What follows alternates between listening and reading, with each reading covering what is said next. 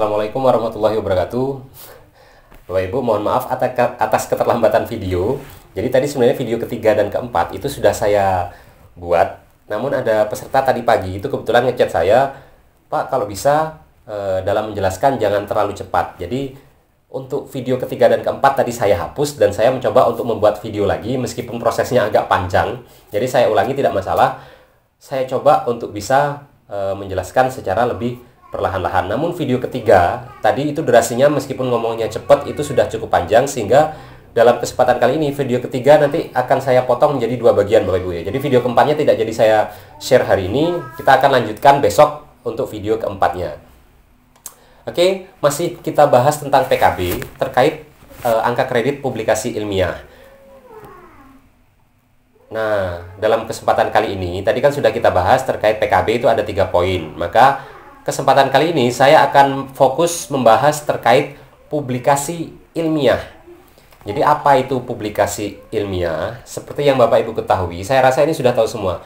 Karya ilmiah itu adalah karya tulis ilmiah yang mengikuti kaidah-kaidah penulisan ilmiah. Maka publikasi ilmiah itu adalah karya tulis ilmiah tadi yang sudah disebarluaskan atau dipublikasikan kepada khalayak atau kepada masyarakat secara luas. Cara pempublikasiannya itu sangat-sangat banyak sekali, sehingga nanti di poin ini kita harus tahu nanti kira-kira kalau Bapak Ibu punya hasil penelitian atau hasil pemikiran, kira-kira harus dibagaimanakan agar penelitian atau hasil pemikiran Bapak Ibu, hasil tulisan Bapak Ibu itu bisa diklaim angka kreditnya. Ini akan kita bahas. Nah, bentuk publikasi ilmiah itu ada yang pertama, presentasi pada forum ilmiah. Yang kedua, publikasi hasil penelitian atau gagasan inovatif pada bidang pendidikan formal. Dan yang ketiga, publikasi buku teks pelajaran, buku pengayaan, dan atau pedoman guru. Nah, dalam video kali ini yang saya bahas adalah poin 1 dan poin 2. Sementara poin ketiga ini akan saya potong menjadi video berikutnya. Jadi video ketiga tidak jadi saya bahas langsung jadi satu untuk publikasi ilmiah, tapi saya potong menjadi 2 bagian agar durasinya tidak terlalu panjang dan saya usahakan ngomongnya tidak terlalu cepat. Lanjut. Presentasi pada forum ilmiah itu apa Bapak Ibu? Jadi kegiatan yang bisa kita lakukan kalau misalkan Bapak Ibu punya tulisan atau punya pemikiran, hasil pemikiran yang dituliskan dalam karya ilmiah, maka Bapak Ibu bisa ikut pemerasaran sebagai pemerasaran atau narasumber di kegiatan seminar atau lokakarya ilmiah.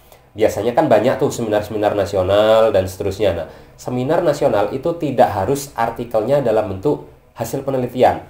Studi literatur itu masih diterima Bapak Ibu. Jadi kalau misalkan Bapak Ibu dalam masa pandemi ini kemudian tidak bisa melakukan penelitian, studi literatur ikut seminar nasional gampang, selesai. Jadi selama saya S2 itu proceeding-proceeding yang saya terbitkan kemarin itu sebenarnya sebagian besar adalah hasil pemikiran, bukan hasil penelitian. Kegiatan yang kedua itu adalah menjadi pemerasaran atau narasumber pada kolokium atau diskusi ilmiah. Nah, keikutsertaan Bapak Ibu dalam presentasi ilmiah itu harus dibuktikan dengan yang pertama, karena Bapak Ibu mengikuti kegiatan seminar, maka nanti kan outputnya atau luarannya itu adalah proceeding. Proceeding itu apa Bapak Ibu? Jadi proceeding itu adalah kumpulan-kumpulan artikel ilmiah dari banyak peneliti atau banyak narasumber dijadikan satu hasil luaran seminar. Bedanya dengan jurnal apa? Jurnal itu adalah kumpulan-kumpulan artikel ilmiah yang diterbitkan tanpa melalui presentasi atau seminar. Jadi kalau Bapak Ibu mengikuti seminar, kemudian hasil artikelnya itu dikumpulkan jadi satu, diterbitkan oleh penyelenggara seminar, namanya itu adalah proceeding. Tapi kalau Bapak Ibu menulis artikel ilmiah, kemudian diterbitkan dalam pengelola jurnal tertentu, maka itu bukan proceeding tapi jurnal ilmiah. Seperti itu Bapak Ibu. Jadi kalau Bapak Ibu ikut seminar sebagai pembicara, maka nanti harus ada bukti proceeding yang telah Bapak Ibu sajikan di pertemuan ilmiah tadi, kemudian harus disahkan oleh kepala sekolah. Harus disahkan oleh kepala sekolah. Nah, ini sering ada pertanyaan gini, "Loh Pak, saya dulu naik pangkat itu nggak disahkan oleh kepala sekolah." Artinya itu penilainya tidak terlalu melihat buku panduan atau buku pedoman dengan seksama. Jadi nanti Bapak Ibu kalau kalau misalkan kedapatan oleh penilai yang benar-benar rigid, yang benar-benar rinci, bisa jadi nanti ditolak Bapak Ibu. Jadi sebisa mungkin kalau misalkan syaratnya tidak terlalu berat, jangan coba-coba untuk tidak dilakukan. Toh kalau misalkan kepala sekolah itu kan gampang bisa ditemui setiap hari gitu ya. Karena harusnya kan kalau PNS bisa, kecuali ada jam kantor luar. Jadi harus disahkan prosedurnya Bapak Ibu. Kemudian surat keterangan dari panitia seminar bisa berupa sertifikat ataupun piagam. Makalah yang disajikan itu harus merupakan tulisan ilmiah yang berisi ringkasan hasil penelitian, gagasan, ulasan, atau tinjauan ilmiah. Nah, kerangka isi presentasi dari forum ilmiah itu ada di lampiran 3 buku 4. Nanti Bapak Ibu bisa lihat lampiran 3 itu isinya seperti apa di buku 4. Buku 4 ini akan saya share. Buku 4 itu adalah buku saktinya orang yang mau naik pangkat, Bapak Ibu. Jadi informasi yang Bapak Ibu butuhkan itu saya rasa kalau sudah katam buku 4 insya Allah akan sudah sudah memadai pengetahuannya untuk bisa naik pangkat secara baik gitu ya. Nah, terkait ini penelitian dan gagasan ilmiah tadi kan sudah saya sebutkan. Nulis artikel tidak harus dalam bentuk penelitian, bisa juga dalam bentuk studi literatur. Kita tidak perlu ngambil data di lapangan, cukup mengumpulkan artikel-artikel, kita analisis, kemudian kita tuliskan ulang. Tentu harus mengikuti kaidah ilmiah dan tidak boleh plagiasi. Kemudian makalah atau proceeding itu harus tentang bidang pendidikan, Bapak Ibu. Kalau misalkan Bapak Ibu ikut seminar, karena Bapak Ibu katakanlah basicnya adalah SSI teknik, SSI ilmu sains, misalkan guru biologi. Jadi S1-nya biologi, kemudian katakanlah ngambil PPG, tapi penelitiannya di bagian biologinya, misalkan menemukan spesies baru dan seterusnya. Meskipun itu di jurnal internasional sekalipun, itu tidak dapat digunakan Bapak Ibu untuk naik pangkat. Kenapa? Karena untuk guru fokusnya adalah bidang pendidikan. Lain halnya dengan dosen. Kalau misalkan dosen pendidikan fisika, maka ilmu kefisikaannya itu masih bisa digunakan untuk kenaikan pangkat. Tapi kalau guru, fokus utamanya adalah dalam proses pembelajaran, sehingga tulisan-tulisannya harus di bidang pendidikan. Kalau di luar itu maka tidak mendapatkan angka kredit, Bapak Ibu. Nah, kemudian angka kredit yang diberikan berapa? Untuk menjadi pemerasaran narasumber baik di kegiatan seminar atau lokakarya maupun kolokium atau diskusi, sama-sama skornya 0,2. Nah, sekarang bentuk publikasi ilmiah yang kedua, publikasi hasil penelitian atau gagasan inovatif pada bidang pendidikan formal. Maksudnya pada bidang pendidikan formal itu, kalau tadi kan diskusi itu tidak harus di lingkup pendidikan formal. Jadi nanti akan kita bahas ini lebih banyak kepada artikel, Bapak Ibu, yang di poin kedua ini. Kalau tadi kan melalui kegiatan presentasi. Kalau ini lebih banyak melalui publikasi artikel ilmiah dalam bentuk jurnal. Nah, publikasi hasil penelitian atau gagasan inovatif di bidang pendidikan formal itu ada 4 poin. Yang pertama, laporan hasil penelitian. Yang kedua, makalah berupa tinjauan ilmiah, gagasan atau pengalaman terbaik or best practice di bidang pendidikan formal. Yang ketiga, itu tulisan ilmiah populer. Dan yang keempat, artikel gagasan ilmiah atau best practice dalam bidang pendidikan. Nah, maksud macam-macamnya ini apa sih sebenarnya? Nah, kita cek satu-satu, Bapak Ibu. Jadi bagian karya ilmiah itu sebenarnya banyak sekali, tidak harus PTK. Jadi nanti Bapak Ibu setelah ini kalau punya hasil penelitian atau apa, jangan selalu diarahkan ke PTK, karena di luar PTK itu masih banyak sekali yang bisa Bapak Ibu kejar untuk memperoleh angka kredit. Jadi jangan stuck hanya di PTK, gara-gara COVID tidak bisa ngajar, tidak bisa PTK, maka Bapak Ibu tidak bisa memperoleh angka kredit karya ilmiah dalam tahun ini. Usahakan tetap menulis meskipun bukan hasil PTK. Nah, kita cek ya Bapak Ibu.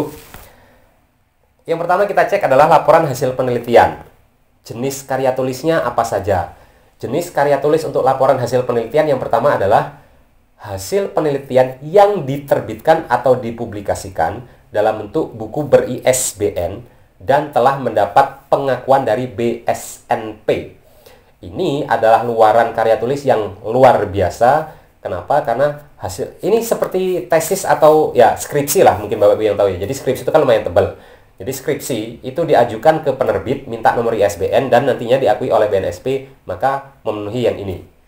Nah, tapi kan biasanya lebih gampang kalau Bapak Ibu melakukan penelitian, maka hasil penelitiannya ditulis dalam laporan yang cenderung singkat, yaitu artikel ilmiah. Biasanya artikel ilmiah kan hanya 7 sampai 15-an halaman. Itu kan lebih simpel daripada harus nulis laporan hasil penelitian yang diterbitkan atau dipublikasikan dalam bentuk buku ber-ISBN.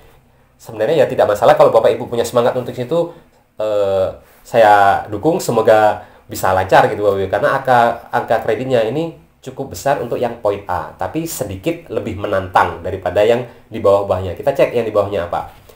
Kalau Bapak Ibu melakukan penelitian atau menulis sesuatu, itu bisa diterbitkan dalam bentuk artikel ilmiah yang diterbitkan atau dipublikasikan dalam majalah ilmiah atau jurnal ilmiah tingkat nasional yang terakreditasi dan jurnal ilmiah yang bereputasi. Poin B ini sedikit lebih mudah daripada poin A. Kenapa? Karena dalam menulis kan hanya lebih sedikit. Namun biasanya ini lebih juga sulit dalam proses accepted atau diterimanya. Biasanya kalau Bapak Ibu punya tulisan mau diterbitkan di jurnal nasional yang sudah terakreditasi, saya rasa tadi sekilas sudah saya jelaskan apa itu akreditasi jurnal ya. Saat ini Bapak Ibu, akreditasi jurnal itu ada 6 tingkat. Sinta 1, Sinta 2, Sinta 3, Sinta 4, Sinta 5, Sinta 6. Sinta 1 itu yang paling baik, Sinta 2 itu yang nomor 2, Sinta 6 itu yang paling jelek istilahnya akreditasinya. Namun, jurnal bersinta itu juga sudah cukup bagus dibandingkan dengan jurnal yang non-sinta. Karena jurnal Sinta itu adalah pengakuan dari Kemenristek-Dikti, database-nya Kemenristek-Dikti gitu Bapak ya. Jadi tidak semua jurnal terakreditasi Sinta, tapi bukan berarti jurnal yang belum terakreditasi Sinta itu jelek. Nah, akreditasi sebenarnya itu hanya Sinta 1 dan Sinta 2 yang benar-benar diakui. Sinta 1 itu setara dengan akreditasi A, Sinta 2 itu setara dengan akreditasi B. Nah, Sinta 1, Sinta 2 itu biasanya ada dua kemungkinan. Kalau biayanya tidak mahal, maka dia gratis, tapi prosesnya panjang sekali. Jadi teman saya itu pernah menerbitkan artikel di jurnal yang Sinta 2 sebenarnya. Pernah Sinta 2 dan pernah Sinta 1. Prosesnya bisa setahun lebih Bapak Ibu. Jadi kan panjang sekali. Kalau misalkan agak cepat biasanya jurnalnya justru berbayar mahal, bisa jutaan rupiah. Maka menurut saya, jika Bapak Ibu menulis artikel, sebaiknya bisa diorientasikan pada jurnal yang tidak bersinta, tidak masalah. Kenapa? Karena kumnya juga sudah cukup besar. Selain itu, jurnal yang tidak bersinta itu biasanya biayanya cenderung murah, sekitar ratusan ribu, sekitar 200, 300, 400 ribu itu sudah lumrah. Dan proses penerbitannya juga tidak terlalu lama hingga bertahun-tahun, insya Allah tidak. Jadi, kalau Bapak Ibu punya artikel, bisa diarahkan ke yang ini. Di jurnal ber-ISSN bisa tingkat provinsi atau tingkat perguruan tinggi yang belum terakreditasi nasional, atau jurnal internasional yang belum bereputasi, ataupun jurnal online yang sudah jelas EISSN dan DOI-nya. DOI itu sebenarnya adalah nomor unik yang dimiliki oleh setiap artikel. Jadi ada miliaran artikel di dunia itu punya DOI yang berbeda-beda. Setiap artikel punya identitas berupa DOI yang unik Bapak Ibu. Jadi ini tidak harus dimiliki oleh semua jurnal, tapi lebih baik kalau jurnalnya punya DOI. Yang selanjutnya adalah bisa dalam bentuk laporan hasil penelitian yang disusun menjadi artikel ilmiah yang diterbitkan atau dipublikasikan dalam jurnal, majalah atau jurnal ilmiah ber-ISSN tingkat kabupaten atau kota. Nah, ini lebih mudah. Jadi makin ke bawah ini adalah syarat yang bisa Bapak Ibu tempuh yang semakin mudah. Kemudian bisa juga dalam laporan hasil penelitian yang telah diseminarkan di sekolahnya dan disimpan di perpustakaan. Jadi Bapak Ibu kalau susah menerbitkan di jurnal, misalkan, saya takut di reject dan seterusnya, bisa melalui kegiatan seminar yang dilakukan di sekolah Bapak Ibu sendiri. Tapi syaratnya bagaimana nanti harus ada ketentuannya. Tidak terlalu gampang, maksudnya gara-gara ini di sekolah, ya udah saya undang teman-teman saya yang diundangnya lagi teman-teman yang dekat gitu, yang teman-teman biasanya curhat, yang teman-teman sepemikiran, itu nggak bisa Bapak Ibu. Ada syarat minimal supaya seminar yang Bapak Ibu lakukan di sekolah itu nanti bisa diakui. Nanti akan kita bahas. Nah, bukti fisik yang dinilai.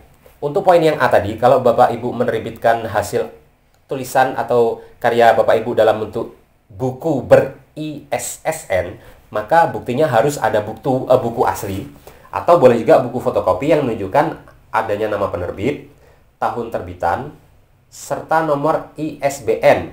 Dan buku itu harus lulus penilaian dari BSNP, Bapak Ibu. Kemudian kalau Bapak Ibu menerbitkan yang poin kedua tadi, maka nanti buktinya harus ada majalah atau jurnal ilmiah asli atau fotokopi yang bisa juga di print out dari jurnal dengan terbitan online. Jadi kan biasanya jurnal itu ada yang online, maka bisa Bapak Ibu print out dan menunjukkan adanya nomor ISSN, tanggal terbitan, susunan dewan redaksi, dan editor mitra bestari. Nah, tips untuk yang poin ini, biasanya kan jurnal itu kan punya maksudnya ada versi cetak Bapak Ibu. Jadi Bapak Ibu bisa membeli versi cetaknya. Biasanya harganya sekitar 100 sampai 150 ribuan atau bahkan ada yang 250-an ribu Bu ya. Jadi sekitar ratusan ribu itu untuk minta cetaknya, versi cetaknya. Biasanya jurnalnya mencetak dan dikirimkan langsung ke alamat Bapak Ibu. Kenapa kok harus yang seperti itu? Karena di dalam jurnal cetak itu sudah memuat ISSN, kapan tanggal terbitannya, kemudian susunan dewan redaksi secara keseluruhannya, siapa saja, dan seterusnya. Kenapa kok harus minta versi cetak? Biasanya Bapak Ibu, jurnal itu tidak semuanya mencantumkan dewan redaksi di versi online-nya. Maka kalau Bapak Ibu hanya menyetak mandiri, itu bisa jadi tidak tahu siapa dewan redaksinya, siapa editornya, dan seterusnya. Maka lebih baik kalau Bapak Ibu minta versi cetaknya.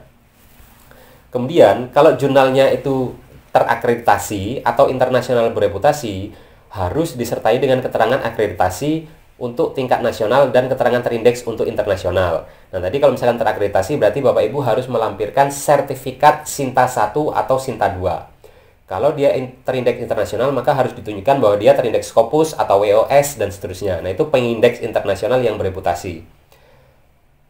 Nah, kalau dinyatakan jurnal tersebut diterbitkan di tingkat provinsi atau kabupaten atau kota, maka harus disertai keterangan yang jelas tentang tingkat terbitan jurnal tersebut, Bapak Ibu. Nah, tapi jarang sekali, biasanya jurnal itu minimal tingkat nasional. Ngelihatnya bagaimana? Untuk Bapak Ibu bisa tahu jurnal itu tingkat nasionalkah atau bukan, maka Bapak Ibu bisa melihat dari, pertama, variasi penulisnya. Kalau penulisnya terdiri dari orang-orang yang tidak hanya tingkat lokal, bisa dari Sumatera, Pulau Jawa, dan seterusnya, maka itu salah satu indikasi bahwa jurnalnya adalah jurnal nasional. Yang kedua, dari mitra bestarinya. Mitra bestari itu adalah reviewer Bapak Ibu. Jadi kalau misalkan saya, itu kan mengelola jurnal di Universitas Negeri Malang. Maka saya punya mitra bestari dari Universitas Semarang, Universitas Negeri Semarang, kemudian dari UPI, dan seterusnya. Nah, itu adalah mitra bestari atau reviewer dari eksternal maupun juga dari UM juga bisa. Itu adalah mitra bestari.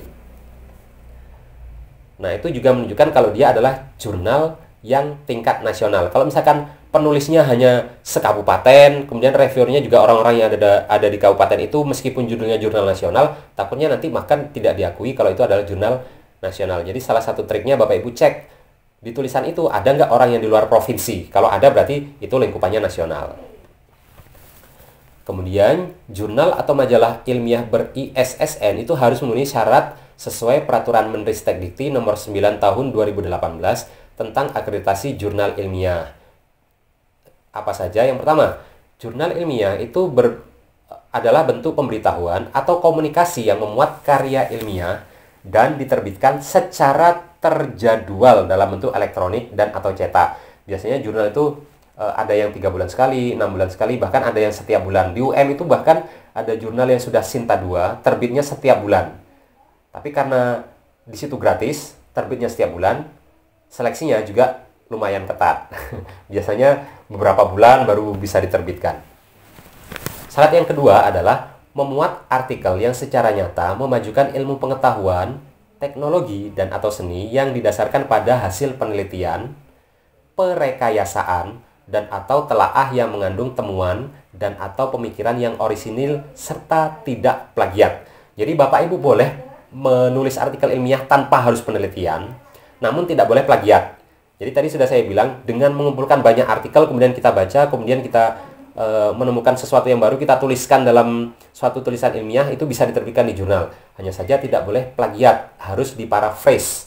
Apa itu paraphrase? Jadi paraphrase itu sebenarnya adalah mengungkapkan suatu ide atau suatu gagasan dengan cara yang berbeda.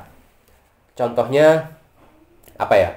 Misalkan gini, fisika adalah pelajaran yang sulit misalkan. Jadi ada artikel itu ngomong fisika adalah pelajaran yang sulit. Nah, kalau saya nulis di artikel saya fisika adalah pelajaran yang sulit, nanti bisa jadi terdeteksi plagiat. Maka gimana caranya biar tidak plagiat? Itu bisa saya tuliskan ulang menjadi seperti ini misalkan. Di sekolah ada beberapa pelajaran yang seringkali dianggap sulit oleh siswa. Salah satu pelajaran tersebut adalah pelajaran fisika misalkan. Nah, itu kan intinya sama. Kita mau ngomong bahwa siswa itu menganggap fisika sulit, tapi dengan cara yang berbeda. Nah, itu sudah tidak terdetek plagiat Bapak Ibu. Jadi, cara-cara yang seperti itu wajib Bapak Ibu ketahui. Kenapa kok harus dihindari sih plagiat? Bapak Ibu, kalau misalkan Bapak Ibu menulis artikel plagiat, kemudian Bapak Ibu sudah keluar SK kenaikan pangkat, bisa jadi Bapak Ibu menganggap itu adalah hal yang aman. Namun, bisa jadi suatu saat hal tersebut ketahuan, maka bisa jadi SK kenaikan pangkat Bapak Ibu itu dicabut. Kenapa kok saya bilang gitu? Jangankan SK kenaikan pangkat. Ada salah satu profesor di salah satu universitas negeri di Indonesia, itu yang gelarnya dicopot gara-gara dalam menyelesaikan studi S3-nya itu terdeteksi adanya plagiasi terhadap karya mahasiswanya. Jadi disertasinya itu memplagiat mahasiswa bimbingannya. Sehingga meskipun sudah selesai S3 kemudian sudah mendapat gelar profesor, gelarnya dicabut Bapak Ibu. Jadi hati-hati, lolos kemudian bisa tidak ketahuan itu bukan berarti selamanya aman. Maka kalau bisa, mulai dari sekarang, kalau misalkan sudah terlanjur, tidak tahu caranya, ya tidak masalah. Mungkin ke depan-depannya itu bisa menjadi pelajaran Bapak Ibu bahwa nulis itu harus dihindari plagiasi.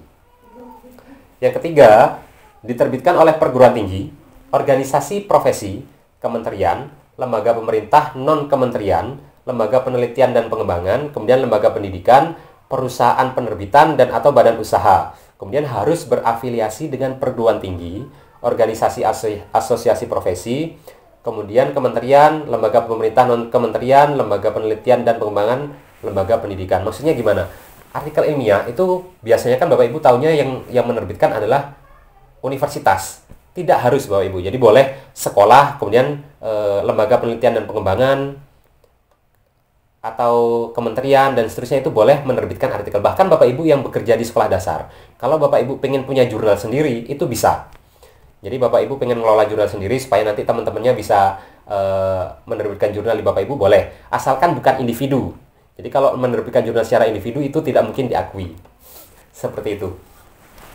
Kemudian artikel tadi harus memiliki dewan penyunting jurnal yang berkualifikasi sesuai dengan bidang ilmu yang mewakili bidang ilmu pengetahuan, teknologi, dan atau seni.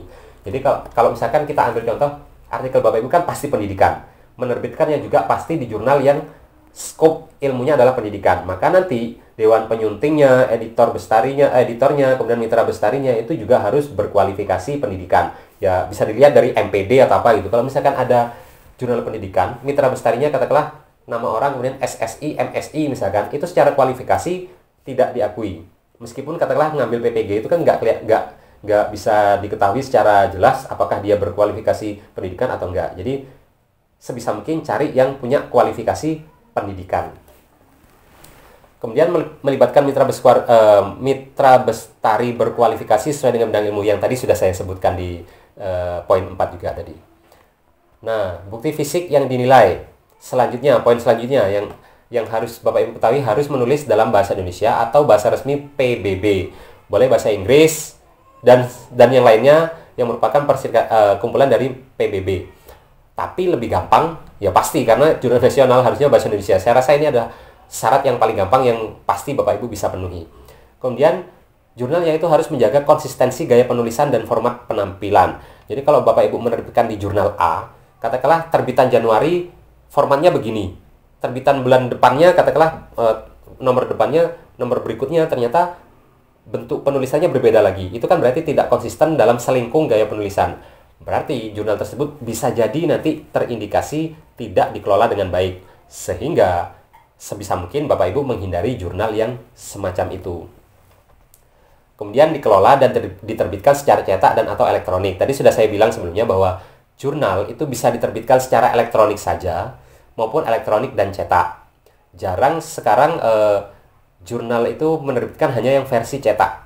Biasanya lebih sering itu hanya elektronik tanpa ada cetak atau bisa jadi dua-duanya. Nah, ini adalah poin yang Bapak Ibu harus catat, harus ingat benar-benar. Jika nanti Bapak Ibu suatu saat menulis satu artikel ilmiah yang sama atau sangat mirip dimuat di majalah atau jurnal ilmiah yang ada lebih dari satu, katakanlah Bapak Ibu menulis satu artikel, Bapak Ibu terbitkan di jurnal A, B, C, tulisannya sangat mirip. Maka nanti dalam penilaian angka kredit dipilih salah satu saja yang angka ilmiahnya, angka kreditnya itu yang paling besar. Namun hal itu sebenarnya tidak boleh Bapak Ibu. Jadi ini sudah melanggar etika publikasi, etika penulisan ilmiah. Ketika Bapak Ibu punya sebuah artikel, maka tidak boleh diterbitkan di lebih dari satu penerbit. Artinya kalau misalkan Bapak Ibu sudah submit di jurnal A, maka ditunggu jurnal A memberi keputusan diterima atau ditolak. Seandainya nanti ditolak, barulah diterbitkan di jurnal B, C, dan seterusnya. Dan yang lainnya, sampai ketemu yang menerima. Jadi tidak boleh dalam masa review, Bapak Ibu sudah mengirimkan di tempat yang lain. Itu melanggar etika publikasi. Jadi takutnya nanti kalau semuanya diterima, semuanya menerbitkan kan bahaya. Terus kalau misalkan ketahuan, Bapak Ibu bisa di blacklist dari penerbit tersebut. Artinya di blacklist suatu saat Bapak Ibu tidak diperbolehkan untuk mengirim naskah di jurnal tersebut. Maka harus hati-hati. Yang kedua yang harus Bapak Ibu catat adalah jika dalam satu nomor terbitan jurnal terdapat 2 orang menulis satu artikel yang berbeda, maka kedua artikel tidak dapat diberi angka kredit. Kenapa kok seperti itu? Aturan mengelola jurnal itu tidak boleh ada satu penulis menulis dua tulisan di satu terbitan yang sama. Itu artinya jurnal tersebut merupakan jurnal yang tidak baik. Jadi ada ketentuan bahwa satu orang hanya satu kali boleh memasukkan di jurnal satu terbitan.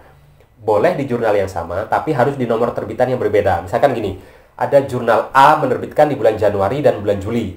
Bapak Ibu punya 2 artikel, maka artikelnya pertama diterbitkan saja di Januari, baru di bulan Juli. Tidak boleh dua-duanya di bulan Januari. Nah, ini yang nanti justru artikel kedua-duanya Bapak Ibu tidak akan diberi angka kredit. Bukti fisik. Kalau makalah Bapak Ibu diseminarkan, kan tadi ada yang poin terakhir itu diseminarkan di lingkungan sekolah. Maka bukti fisiknya adalah laporan hasil penelitian yang dilengkapi dengan berita acara yang membuktikan bahwa hasil penelitian tersebut telah diseminarkan di sekolahnya. Nah, ketentuannya yang pertama, seminar itu dilaksanakan di sekolah sesuai dengan yang dipersyaratkan, yaitu harus dihadiri minimal 15 orang guru dari 3 sekolah setingkat. Artinya kalau misalkan Bapak Ibu guru SD 1 misalkan, di dekat situ ada SD 2 dan SD 3. Maka nanti undanglah guru-guru di SD 2 dan SD 3 dengan jumlah total guru SD 1, SD 2, dan SD 3 itu minimal 15 orang. Harus sekolah setingkat. Kalau misalkan Bapak Ibu ngundang dari guru SMP maupun SMA, meskipun 3 sekolah, namun tidak setingkat, juga tidak sah. Nah, kemudian syarat tersebut itu tidak berlaku kalau untuk sekolah di daerah yang terpencil atau daerah khusus. Kemudian untuk daerah yang satuan pendidikan Indonesia di luar negeri. Kenapa? Karena jarang sekali ditemui sekolah dalam lingkup yang berdekatan, kan agak susah nanti dipenuhi. Kemudian bukti kegiatan seminar ini tidak berlaku untuk angka kredit pengembangan diri dan presentasi forum ilmiah. Berita acara berisi keterangan waktu, tempat, serta notulen seminar dan dilengkapi dengan daftar hadir peserta dan ditandai oleh ketua panitia seminar dan kepala sekolah, ini juga wajib. Jadi kalau Bapak Ibu mengikuti kegiatan seminar, maka berita acara itu harus ada yang menerangkan secara eksplisit adanya keterangan waktu, tempat, dan seterusnya, dan harus ditandatangani oleh ketua panitia dan kepala sekolah. Kemudian yang harus Bapak Ibu ingat, penelitian tindakan kelas atau PTK itu dilakukan minimal 2 siklus, dan setiap siklus minimal 2 kali pertemuan. Jadi hati-hati Bapak Ibu kalau Bapak Ibu buat PTK-nya katakanlah kalau satu siklus kan aneh. Katakanlah 2 siklus, tapi per siklusnya hanya ada 1 kali pertemuan, maka nanti tidak diakui. Jadi PTK minimal 2 siklus, setiap siklus minimal 2 pertemuan. Nah, semua bukti fisik yang tadi itu memerlukan jaminan keaslian dari kepala sekolah dan surat keterangan dari kepala sekolah yang dinyatakan bahwa kopian dari laporan penelitian atau buku atau jurnal tersebut telah disimpan di perpustakaan sekolah sebagai referensi. Untuk yang ini Bapak Ibu ya, jadi harus ada keterangan bahwa ini makalah atau sesuatu laporan hasil penelitian tadi sudah disimpan di perpustakaan sekolah sebagai referensi. Lanjut Bapak Ibu, bagaimana dengan angka kredit? Tadi sudah saya bilang, hasil penelitian yang diterbitkan di buku ber-ISBN kemudian diedarkan secara nasional atau ada pengakuan BSNP, maka dapat 4 angka kredit. Kan ini sudah sangat besar sekali menurut saya. Kemudian, kalau tulisan berupa artikel ilmiah hasil penelitian dimuat di jurnal ilmiah nasional yang terakreditasi dan jurnal internasional yang bereputasi, maka 3 angka kredit. Kalau diterbitkan di jurnal ilmiah tingkat provinsi, jurnal perguruan tinggi belum terakreditasi nasional, jurnal internasional belum bereputasi, jurnal online yang jelas ASN dan DOI-nya, maka memperoleh 2 angka kredit. Nah, kalau tulisan artikel ilmiah yang dibuat di jurnal ilmiah tingkat kabupaten atau kota mendapatkan 1 angka kredit. Kalau berupa laporan hasil penelitian yang telah diseminarkan, yang barusan saya jelaskan terakhir tadi, wah ini harusnya bukan 4 angka kredit, sepertinya saya salah. Ini harusnya hanya, oh iya bener, 4 angka kredit. Jadi lumayan besar ya Bapak Ibu. Berarti kalau Bapak Ibu menyeminarkan hasil penelitian yang Bapak Ibu seminarkan di lingkungan sekolah itu mendapatkan angka kredit. Jadi poinnya sama dengan poin yang pertama tadi. Jadi bisa dikejar ini harusnya Bapak Ibu melakukan penelitian kemudian diseminarkan di lingkupan 3 sekolah tadi mendapatkan 4 angka kredit. Lanjut. Kan lumayan panjang ini ya Bapak Ibu. Yang kedua, makalah berupa tinjauan ilmiah, gagasan atau pengalaman terbaik or best practice. Jadi untuk yang poin kedua ini adalah tulisan yang bukan hasil dari penelitian. Nah, apa itu makalah ilmiah, makalah tinjauan ilmiah? Makalah tinjauan ilmiah itu adalah karya tulis guru yang berisi ide atau gagasan penulis dalam upaya mengatasi berbagai masalah pendidikan formal dan pembelajaran yang ada di satuan pendidikannya atau di sekolahnya. Harus di sekolahnya Bapak Ibu, tidak boleh di luar sekolahnya. Bagaimana Pak formatnya? Formatnya ada di lampiran 5A di buku 4. Jadi tidak saya tuliskan di sini karena nanti panjang sekali kalau misalkan saya tuliskan. Bapak Ibu bisa baca sendiri di format isi di lampiran 5A buku 4. Best practice, nah ini sudah ngantuk nih. Best practice itu adalah praktik terbaik dari keberhasilan seorang guru atau kelompok guru dalam melaksanakan tugas, termasuk dalam mengatasi berbagai masalah di sekolahnya. Formatnya ada di lampiran 5B buku 4. Bukti fisiknya apa? Untuk makalah atau laporan best practice asli atau fotokopi dengan surat pernyataan tentang keaslian dari kepala sekolah yang disertai tanda tangan kepala sekolah dan cap sekolah yang bersangkutan. Nah, surat keterangan dari pengelola perpustakaan sekolah yang menyatakan bahwa arsip dari makalah atau laporan best practice tersebut telah disimpan di perpustakaannya. Jadi harus disimpan ya Bapak Ibu. Tidak cukup hanya bentuk makalahnya saja yang sudah disahkan, tapi harus ada keterangan bahwa makalah tersebut itu disimpan di perpustakaan sekolah. Bagaimana dengan angka kreditnya? Kegiatan ini memiliki angka kredit 2. Jadi Bapak Ibu yang menulis di hasil penelitian gagasan inovatif tanpa penelitian tadi, angka kreditnya adalah 2 angka kredit. Kan cukup besar. Yang ketiga adalah tulisan ilmiah populer. Apa itu tulisan ilmiah populer? Tulisan ilmiah populer itu adalah tulisan ilmiah yang dipublikasikan di media massa, bisa koran, majalah, media online yang punya alamat website resmi, tapi bukan blogspot atau WordPress. Jadi nggak boleh Bapak Ibu ya, kalau misalkan Bapak Ibu menerbitkan di blog atau WordPress, meskipun tulisannya bagus, tetap tidak dinilai. Nah, kerangka isi tulisan ilmiah populer itu disesuaikan dengan dengan persyaratan atau kelaziman yang ada di media tertentu yang akan mempublikasikan tulisan Bapak Ibu. Misalkan Bapak Ibu menulis di majalah pendidikan kota A, maka majalah pendidikan kota A itu punya syarat tertentu bagaimana bentuk tulisan yang nantinya akan diterima, maka Bapak Ibu harus mengikutinya. Bagaimana dengan bukti fisiknya? Nah, bukti fisik yang pertama harus ada guntingan atau clipping tulisan guru yang bersangkutan di media massa yang memuat karya ilmiah tadi, dan harus disahkan oleh kepala sekolah. Nah, pada guntingan media massa tersebut harus jelas nama media massa serta tanggal terbitnya. Maka nanti kalau misalkan tulisannya ada di tengah-tengah, tidak kelihatan siapa penerbitnya, maka nanti bisa digunting bagian identitas penerbitnya dan kapan terbitnya. Jika berupa fotokopi, maka harus ada surat pernyataan dari kepala sekolah yang menyatakan keaslian karya ilmiah populer yang dimuat di media massa tersebut. Jadi kalau misalkan asli tinggal digunting kemudian dilaporkan, tapi kalau misalkan fotokopi, maka harus ada surat keterangan asli dari kepala sekolah.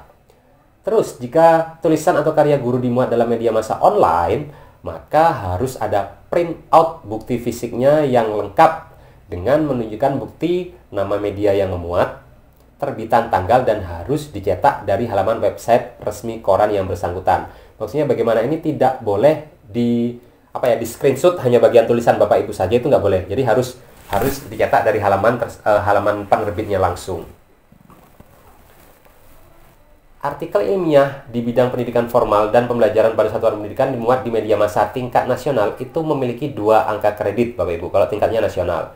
Tapi kalau ditulis di media massa, koran, majalah, tingkat provinsi atau kabupaten atau kota, atau media online yang mempunyai alamat website resmi bukan blog, maka angka kreditnya adalah 1,5 angka kredit.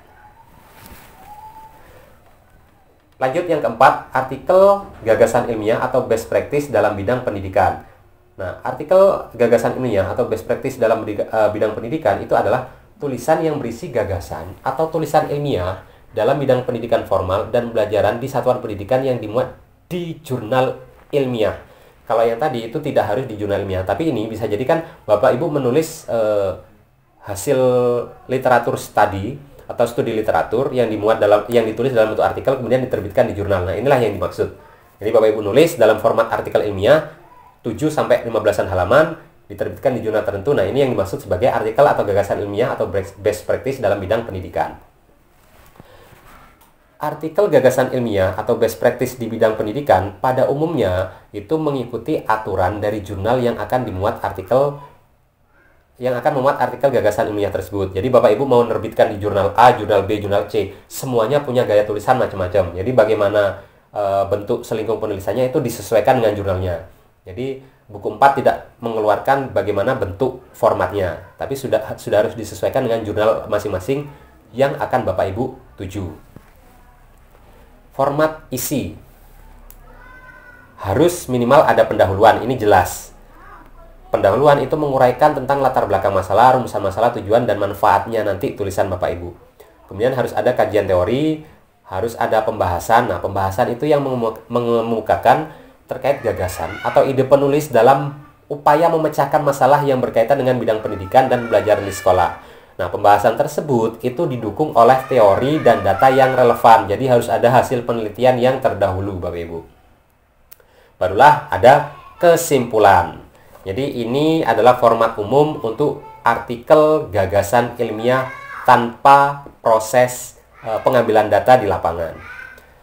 Bukti fisiknya apa? Untuk poin 4 ini, bukti fisiknya adalah jurnal ilmiah asli yang menunjukkan adanya ISSN, tanggal terbitan, susunan dewan redaksi dan editor atau mitra bestari. Kemudian ada jika satu artikel gagasan ilmiah best practice yang sama dimuat di beberapa majalah seperti yang tadi, maka hanya dipilih atau dinilai salah satu saja yang punya peluang mendapatkan angka kredit yang terbesar. Loh, kenapa padahal artikel yang sama, kenapa kok ada peluang yang terbesar? Ya tadi, jurnal 1 dengan jurnal 2 itu kan statusnya beda-beda. Misalkan Bapak Ibu satunya diterbitkan di jurnal yang tidak Sinta, satunya di Sinta misalkan. Berarti kan kumnya atau nilai angka kreditnya itu kan nanti akan berbeda.